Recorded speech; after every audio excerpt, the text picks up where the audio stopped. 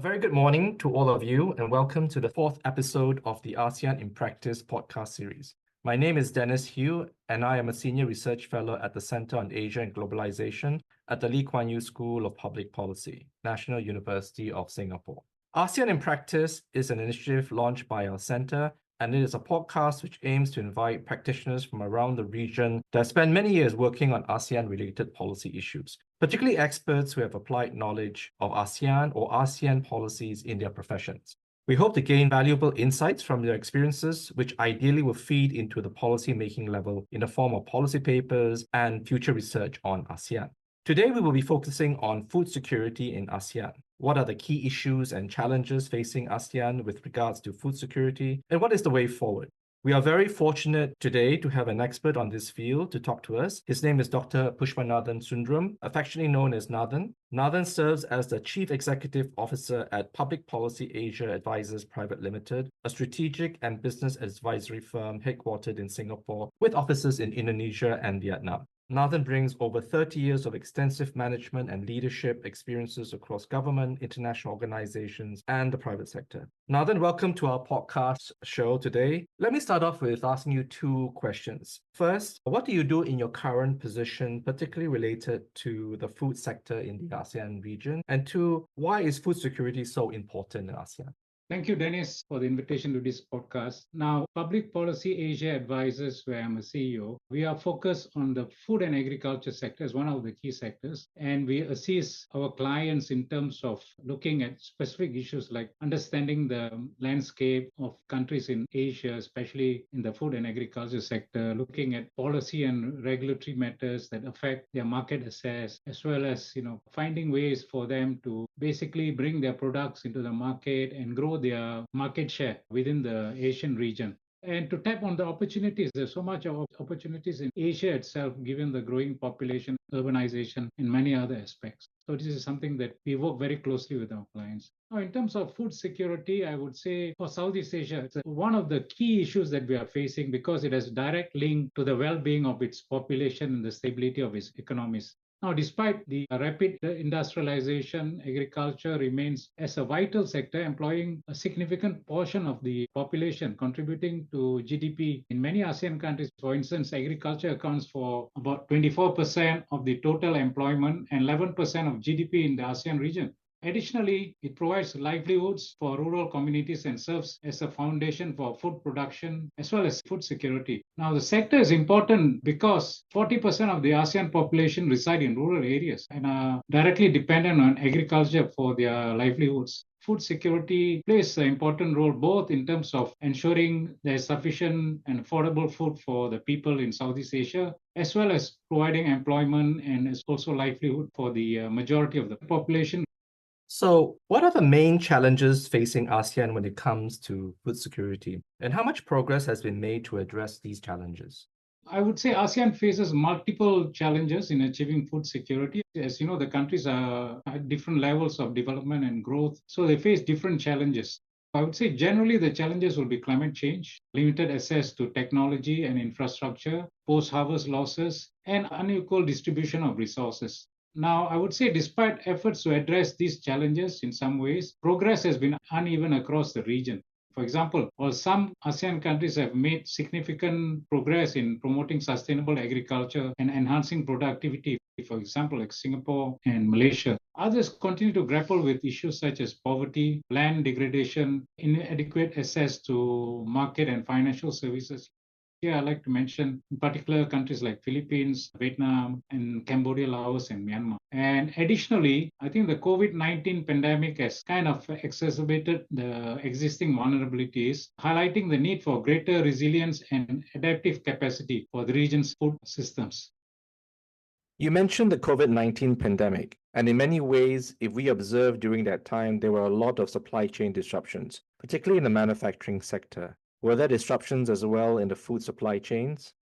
Yeah, I would say the COVID-19 pandemic disrupted food supply chains. As you have seen, shortages, price volatility, and I would say a lot of logistical challenges. And this was exacerbated by border closures, movement restrictions, labor shortages, disrupted agricultural production and distribution. At the same time, actually, it highlighted the fragility of global food systems. Now, these challenges were not dissimilar to the manufacturing sector, but I would say the agriculture sector faced unique challenges due to the reliance on perishable goods and seasonal labor and the complex supply chains in the agriculture sector. Some of the things that pandemic actually exposed, I would say, would be like inadequate storage and distribution infrastructure, unequal access to resources, and limited preparation or resilience to shocks. So this actually underscored the need for greater investment in sustainable agriculture and food security in ASEAN, which I think ASEAN realized, and I've seen in the last 2 years they have issued some declaration and statements in this regard. Yeah, you mentioned many of these challenges. So, how do you see the role of ASEAN as a regional organization in trying to address food security challenges? We know it has, I think you mentioned various kinds of statements, strategic frameworks related to food security. And I think it's currently implementing its action plan on food security for the next few years until 2025. So, what have they done and has it been effective? Now, as you know, ASEAN has worked on some of these food security initiatives for quite some time. They have various initiatives in place, the ASEAN Food Security Framework and the ASEAN Plan of Action for Food Security. All these plans are actually looking at improving agricultural productivity, promoting sustainable practices, improving market access, strengthening ASEAN resilience to shocks. But I would say the implementation is somewhat hindered by a number of things. One is limited resources, coordination challenges among the ASEAN countries because of their diverse development needs, the progress they are achieving in their own countries. So in a sense, I think some of these challenges are kind of impacting how the various ASEAN plans are kind of progressing. Like, for example, I would say the ASEAN Plus 3 Emergency Rice Reserve. Now, it has 3 tiers there. First tier is commercial contracts. Second tier is on grants and loans. Third is donated rice. So far, I think what has been working in ASEAN is the tier where rice is being donated during emergency situations. So when it comes to loans and grants, ASEAN countries still prefer to use the international schemes, actually, to the United Nations and so on, instead of going to the ASEAN scheme. Now, one of the reasons I would say is till today, the ASEAN dispute settlement mechanism under this particular APTA, ASEAN Plus 3 Emergency Rice Reserve, is not tested. So I think here are some areas that ASEAN will have to look at how to make their DSM system work, how they can do more on the tier 1 and tier 2 in terms of commercial contracts as well as grants and loans. So I would say the schemes are there, but how it's going to be implemented is the question. I think here a lot of resources will be needed. So how will ASEAN be able to mobilize those resources to work on some of these issues? Another area would be ensuring food safety. I think this has come up. When you look at food security, what we want is to ensure that the food that is distributed or the food that is circulated within the region is safe. So I think we will need to do more in terms of ensuring that whatever food is being distributed in this region through the various schemes is safe. So that's another added point to make here. Plus, I would say, of course, we want to make sure that whatever food produced in this particular region is also more towards sustainable agriculture. We want to ensure that production is more sustainable in a sense.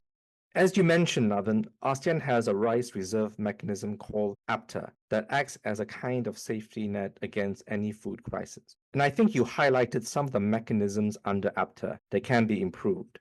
I've been told the actual amount of rice reserve is very small. Right now, I heard it's about 787,000 metric tons, of which 90% are actually provided by the ASEAN Plus 3 countries, right? So are there opportunities to expand that amount and also from maybe some of the ASEAN rice-producing countries? Yeah, so that has always been a challenge actually, how ASEAN countries can contribute more to all this rice reserve. So I think one of the issue was whether to keep the rice pile centrally, have a place where we can store it centrally, or use a decentralized way of storing the rice. I think it's a challenge between the national interests, where some of these countries, even though they are rice producing countries, they are also countries where there's poverty. So in a sense, I think the preference is to keep whatever stockpile they have in their own countries.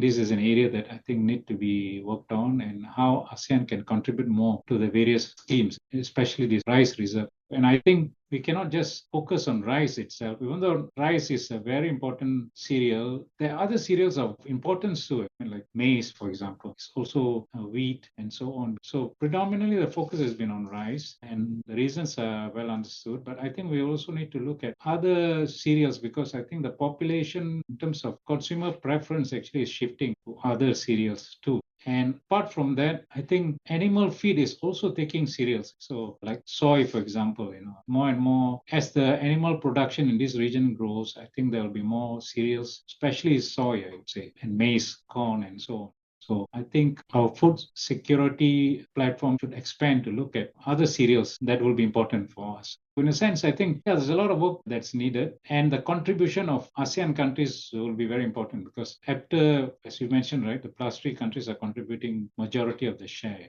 I think ASEAN will also need to look at how best to contribute to the various schemes. You brought up the point about the challenge between regional and national interests. Do you think that ASEAN food security issues are better managed at the national level or at the regional level, perhaps a combination of both? And is there a role for international organizations, perhaps FAO and others, to support ASEAN in strengthening food security? Yeah, I think food security can't be just managed at the national level. So I think it require efforts at the national, regional, as well as international collaboration. So at the national level, I would think it's more about formulating policies and implementing programs.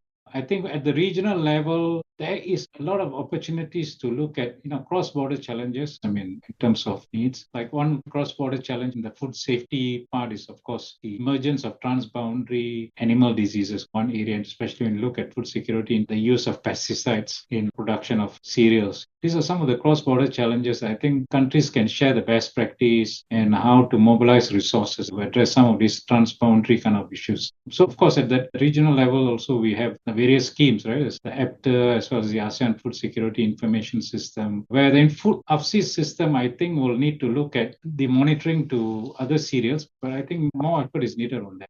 To monitor the needs, the amount of production we are making in terms of the other cereals and how those cereals can also be made available through the various support schemes during crisis. So I would say it requires a regional and national kind of collaboration actually to meet food security. Then on the international side, I think working with organizations like the FAO, World Bank, Asian Development Bank for technical assistance, financial support, sharing of knowledge is also very important. I think ADB is doing good work in the area of food and agriculture. FAO is always there, supporting ASEAN countries. I think the collaboration will have to continue. Specifically, I think the areas of sustainable agriculture, rural development will be another one, food safety, food security. So some of these key areas will need to be worked on at the international level.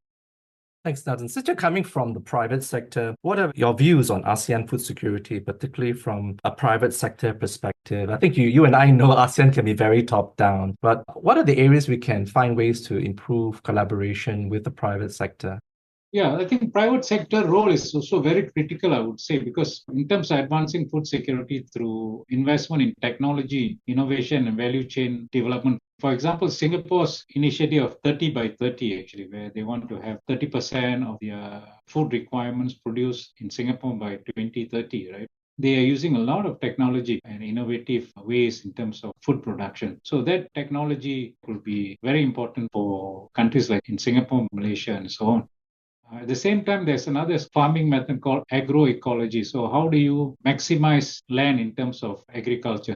Agroecology is a less expensive way of doing things. So countries which has less resources can look at some of this technology in terms of using organic farming, where you can kind of produce your own fertilizers using waste, proper waste management, looking at best ways to maximize your land, preventing soil erosion, and so on. Agroecology is also there. Agri-tech, of course, I think the main thing is the digital technologies under agri-tech, looking at precision agriculture. Like now we are able to ensure, like in farming, right, adequate water supply. I mean, so we can use digital technology to make sure that sufficient water is provided for farming, so it's safe water in a sense. Looking at remote sensing, blockchain, and other ways actually in terms of agri-tech.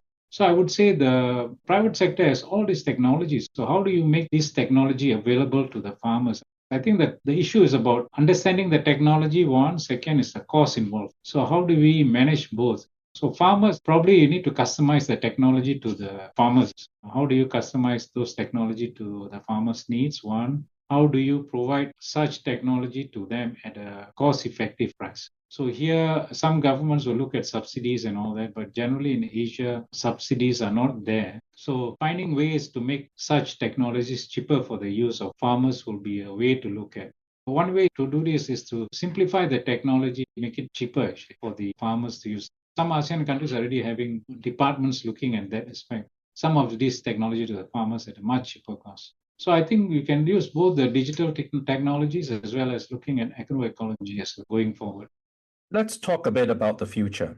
What do you see are the emerging challenges facing the ASEAN region? For instance, we have seen recently growing concerns of trade protectionism in the food and agriculture sectors. So, what are the challenges in the coming years? I think, the challenges are in front of us. Basically, climate change is a big challenge that Southeast Asia has to really grapple with because we are one of the low-lying areas of the world. So if there's an increase in sea level, some of those regions will go underwater. So climate change is a very real issue that we have to tackle. Second, of course, population growth. The region, some of the countries like Philippines and Indonesia and all that, population is growing. So how do we manage the population growth and make sure that there's sufficient, safe, affordable, nutritious food? Food here, I want to emphasize the fact that food has to be nutritious. So now if you look at food security, they normally talk about food security and nutrition. How do you ensure nutritious food? Then we need to also take into account the changing dietary patterns, urbanization and rise in income of Southeast Asians. So in a sense, their consumption pattern is also changing. Now we will look at it. Studies have shown that they are now consuming more meat, poultry, eggs, and so on. So how do you actually make sure that all these new dietary changes can meet the nutritional needs of the people in a safe way? How do you ensure that animal source food are also safe for consumption? So on the production side, making sure that the animal production side, there's biosecurity. They're looking at use of certain chemicals and compounds that they use animal production, making sure that they are safe and to ensure inclusive growth where the farmers are also benefiting because there are many smallholder farmers in our part of the world.